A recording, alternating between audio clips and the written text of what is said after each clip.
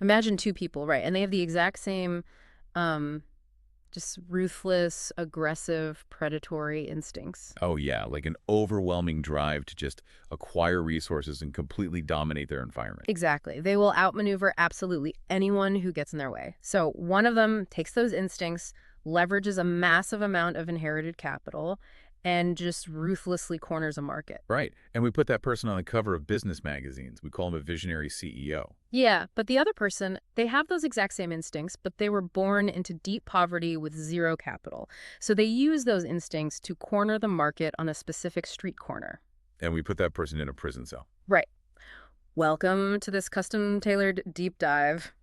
It's a striking contradiction, in how we view human behavior. It really is. I mean, the underlying drive is completely identical. The only variable that changed was the material environment they were operating in. But we criminalize the street-level output while literally rewarding the corporate output. Mm, So today, we are pointing our lens at a deeply provocative theory. a very provocative theory. The idea that crime isn't actually a moral failure, but a predictable, almost mathematical output of, well, how much money you have and how your society is structured. Yeah, we are looking at an article titled, Crime is Not a Moral Failure. It's a System Output. It's by William Murphy, and it was originally published in a newsletter called The Dialectics of Destruction. Which is an intense title. Very. And Murphy is a former U.S. Empire program manager who now operates as a Marxist-Leninist Maoist analyst. Which, that is a mouthful of a title. Oh, totally. But in the context of this article, it essentially means he views every societal issue through the lens of class, struggle, and material conditions. Right. He fundamentally operates on the premise that the state, the legal system, and the police, they exist primarily to protect capital and property, not everyday people. And before we go any further, let's just lay our cards on the table for you, the listener. This source material contains highly charged political, economic, and, left-wing commentary. Very heavy on the structural critique. Exactly. And our mission today is absolutely not to take a side. We aren't telling you to adopt this worldview at all. No, we're just using it as a lens for the next 20 minutes or so. Right. Our goal is to impartially unpack the architecture of his argument. We want to explore the mechanisms he describes so that you can understand these concepts and, evaluate them entirely for yourself. Because it really is a fascinating intellectual exercise, regardless of where anyone stands on the political spectrum. It totally is. Okay, let's unpack this. What is his main argument here?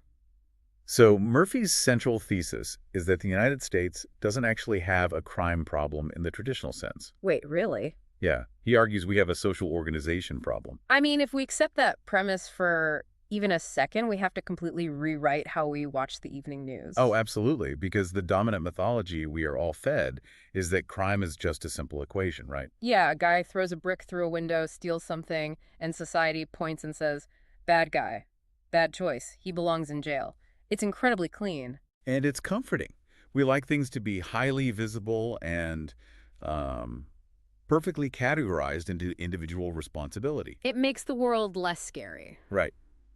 But Murphy starts by grounding human behavior in what he calls material conditions. Which means what, exactly? The basic premise is that people act within constraints.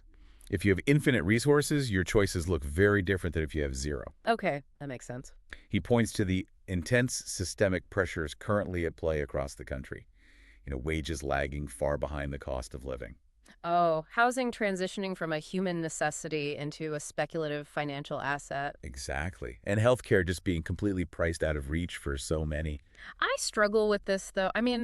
Look, I get the whole society is unfair angle, but if we just blame the system, how do we explain two people from the exact same impoverished zip code? Right. Going to the same underfunded school. Yeah.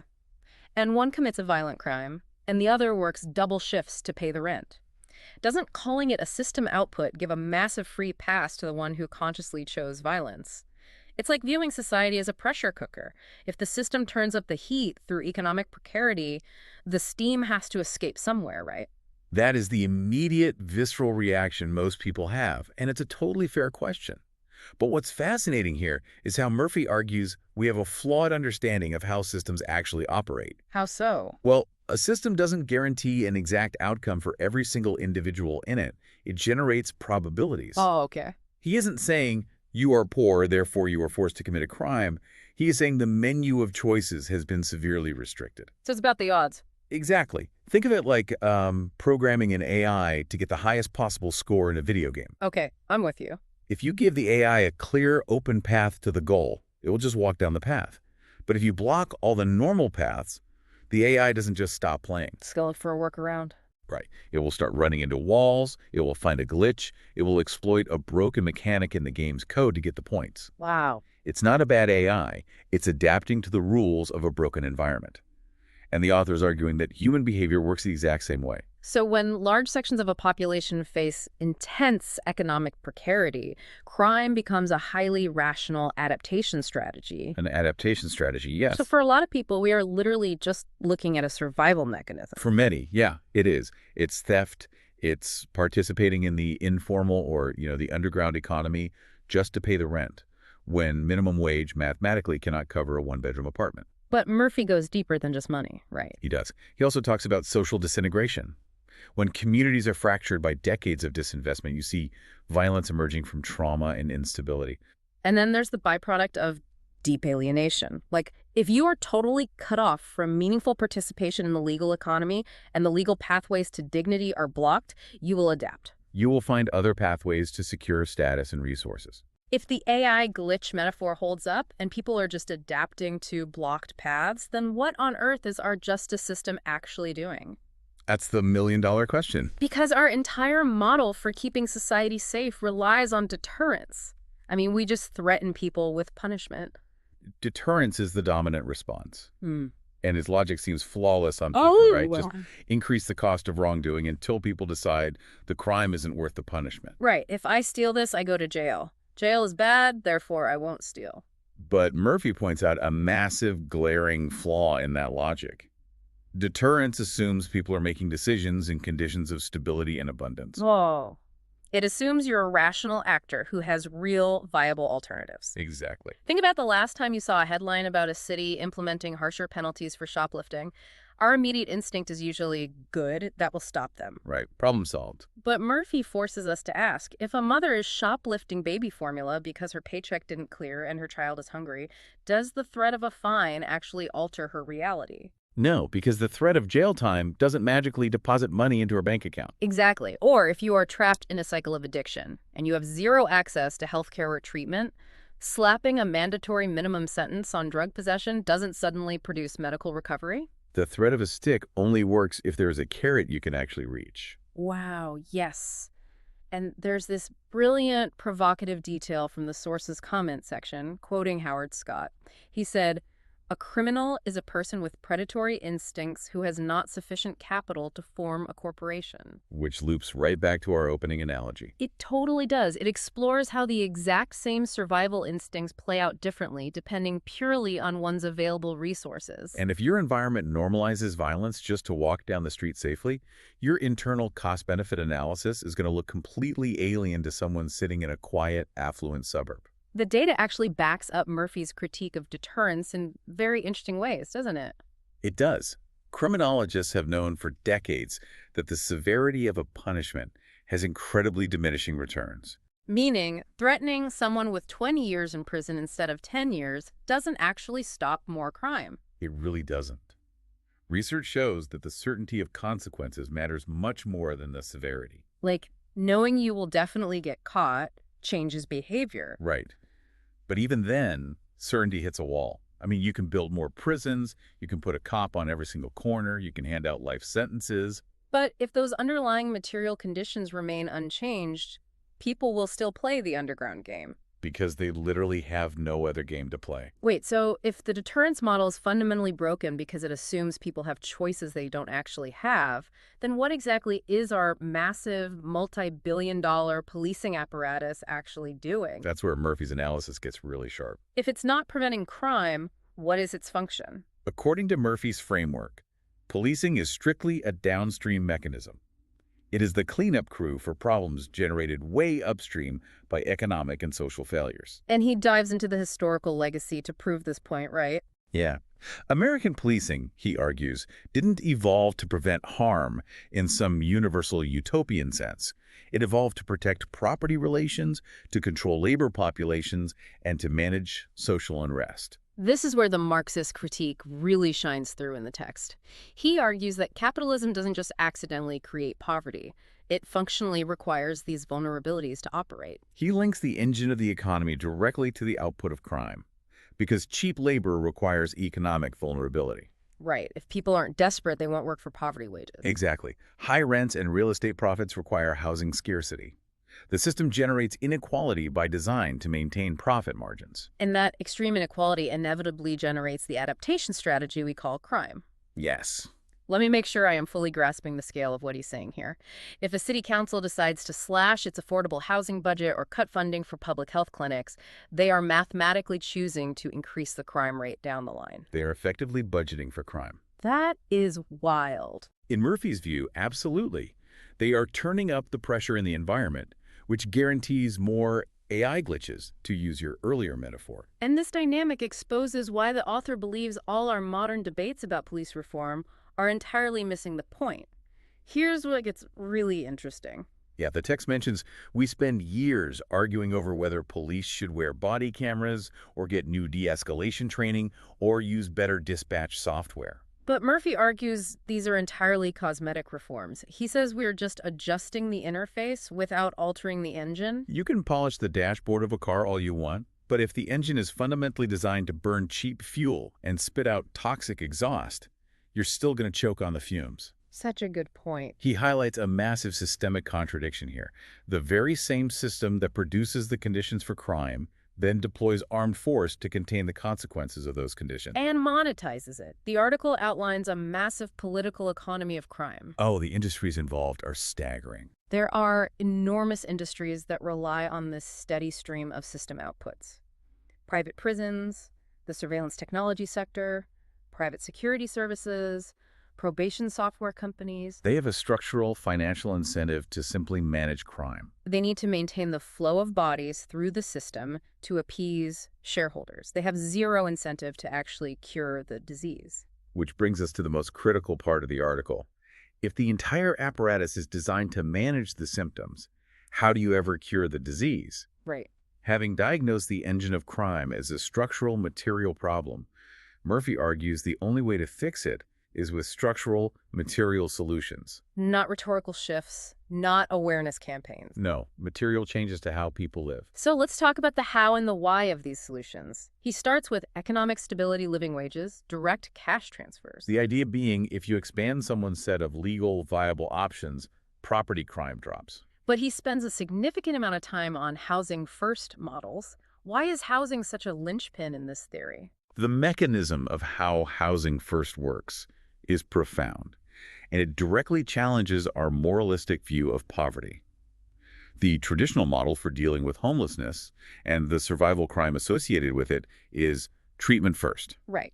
The system tells a person on the street, you have to get sober or you have to get a job, and as a reward, you will get a bed in a shelter or an apartment. Which sounds totally logical to anyone who has never been homeless. Well, it completely ignores human psychology and biology. Completely. If you are sleeping under an overpass, your nervous system is in a constant state of hyperarousal.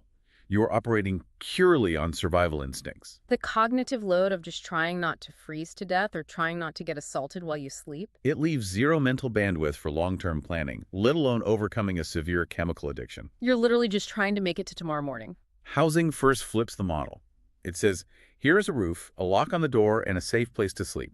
No preconditions. You don't have to be sober to get the keys. No. And having that baseline security changes their risk assessment?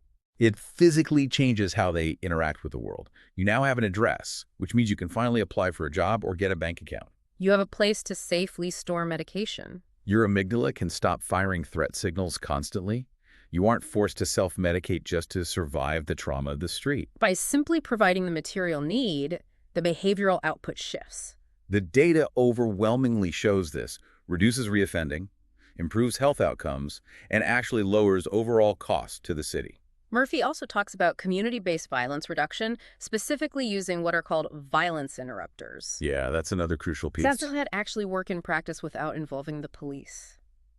Think of violence interrupters as circuit breakers. The traditional policing model is reactive.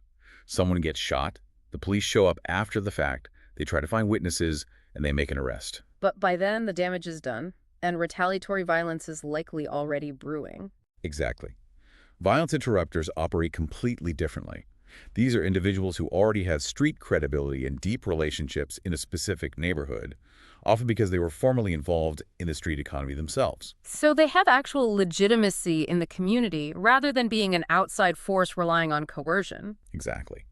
When a dispute starts over a perceived disrespect or territory or a debt, the interrupter intervenes the moment it flares up. They step into the friction before a gun is ever drawn. They mediate the conflict, cool temperatures down, and break the circuit of violence.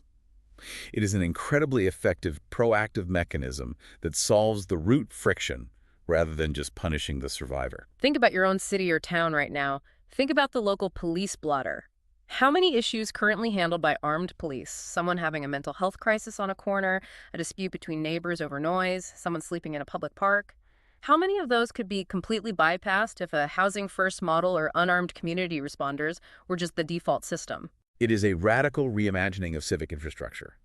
But Murphy doesn't stop at just reforming these localized systems. Right. He argues that all these reforms will eventually hit a ceiling if we don't look at the bigger picture. This is where he makes the leap from progressive reform to full socialist transformation. He states that as long as basic human needs, housing, healthcare, education, are treated as commodities to be bought and sold for profit, instability is going to persist. Right, because there's always going to be losers in that market. His ultimate goal, from his Marxist-Leninist perspective, is to completely decommodify those essentials. He believes that if you structurally minimize economic desperation across the entire board, you dramatically shrink the need for coercive enforcement. Which brings us to the core philosophical question he poses at the very end of the piece. The debate we see on the news isn't actually the real debate. No, it's not. We argue endlessly about whether we need more police or fewer police, or longer sentences versus bail reform. Those are surface-level arguments about how to manage the symptoms. The real question is, what kind of society are we actively trying to build?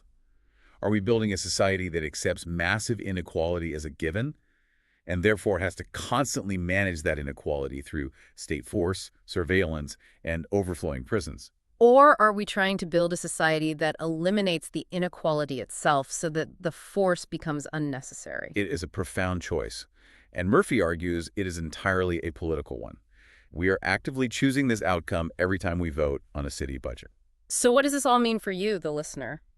Well, regardless of your personal politics, understanding this system output perspective provides a totally new lens for interpreting the world around you. It really does. The next time you watch a local news story panicking about rising crime rates or see a political debate over neighborhood safety, you can ask yourself, are they actually talking about fixing the engine, or are they just promising to polish the dashboard again? It encourages us to look past the individual action caught on camera and examine the vast, invisible scaffolding around that person. And I want to leave you with a final provocative thought to mull over on your own. In the author's further reading list at the end of the article, he references a phenomenal book called Unequal Childhoods by Annette Lareau. Such a powerful book. It's a fascinating look at how class shapes life outcomes literally from infancy.